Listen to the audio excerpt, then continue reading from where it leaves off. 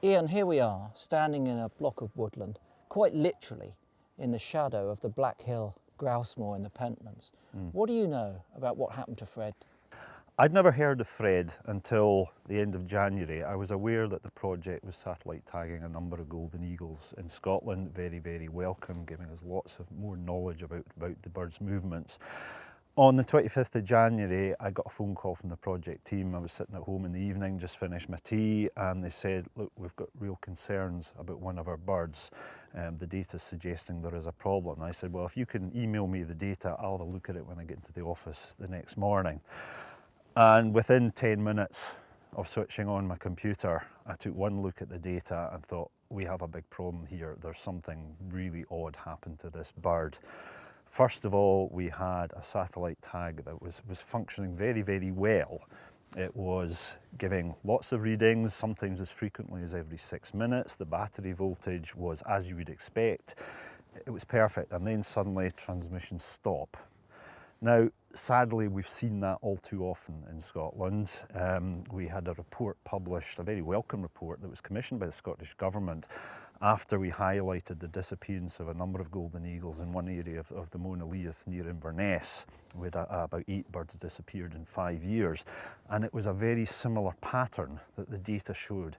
Satellite tags working well, birds moving around, and suddenly they disappear into some sort of Bermuda Triangle for golden eagles, and the birds are never found dead and the tags are never heard from again. This fitted that pattern, but then we had this bizarre reawakening of the tag, and it's 15 miles out in the North Sea. Now, a golden eagle is not going to fly out there. Why would it? There is no reason. Eagles do not like flying across big expanses of open water, particularly ones where they can't see the other side. So it's not going to get there of its own accord. So something was obviously clearly wrong. First reaction, obviously, is to suspect wildlife crime. So we pick up the phone, we contact the local wildlife crime officer. He very quickly puts together a small search team who are out going up and down this wood on the following couple of days later to see if there was any clues, but not surprisingly, there's nothing. And this is exactly what we expect in these cases. The bird has disappeared and it's just vanished. Highly suspicious. But Ian, this is typical, isn't it? A recently published report suggested that more than 40 golden eagles carrying these sorts of tags have disappeared under suspicious circumstances. Absolutely. It's really shedding light on a scale of persecution that we always knew existed because of many, many peer-reviewed scientific studies, population surveys, things like that. We knew the golden eagle population in Scotland was not doing as well as it ought to be.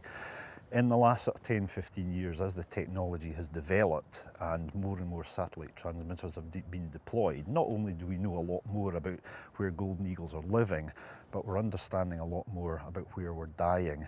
And the reality about this particular bird is our office is 5 miles away over there. We could potentially have seen this bird flying around from our office window. And to know that it spent its last moment alive so close to us and it disappears like this is really very galling. That report also showed that there were clusters of disappearances, aren't there? They're not randomly occurring across the landscape. Very much so. These tags, as many people know, are very, very reliable. In fact, the report quotes a figure around about 98%. So in other words, for every 100 tags that are deployed, 2 will have some sort of electronic technical failure, and you can usually tell that's going to happen from the data that the tags send you. If a bird dies naturally, the tag doesn't stop transmitting, it carries on. And you can go and recover the carcass and get post-mortems and find that it died through disease, or it was attacked by another eagle, or starvation, or whatever. It's only tags that we think have been destroyed deliberately, either in the act of a bird being shot or hit with a rock or something after a bird has been killed, that stop working. And as you say, they are not randomly scattered. They're very much clustered in areas where there is intensive management for driven grouse shooting. And it's not just 1 or 2 birds that are disappearing in these areas, it's sometimes 7, 8, 9, 10. And these are real sinks for our golden eagle population in Scotland. They are sinks because if I understand about eagle ecology, when these young birds start moving around, they're looking for vacant territories. If they move into areas where there are already eagles, they get chased out. Exactly. And therefore they gravitate to areas where there are no eagles, but there's suitable habitat, and very often that's driven grouse moors. Absolutely. The last golden eagle survey carried out in the UK was in 2015, and it found that in the Eastern Highlands in particular, only around about a third of golden eagle territories are actually occupied by adult birds. So there are lots of spaces that young golden eagles can wander into in these particular areas, vacant territories. The problem is that when they go into some of these areas, they're not coming out again. They're disappearing mysteriously. We don't find the bodies, but they're never seen or heard of again. We know what's happening with these birds. We're going to continue to tag with our project. Next year we're going to have even more sophisticated tags which may be able to tell us if a bird is shot. There and then we will know that. Surely this is going to be an enormous asset when it comes to finally combating this illegal persecution. Absolutely. What I hope is it stops it. I would like to be out of a job. I used to work on a nature reserve watching live birds. I now spend my time trying to find dead birds, trying to help the police investigate those who are killing them. I don't want to be doing this. I want to be enjoying watching golden eagles flying, not going onto hills and picking up dead ones.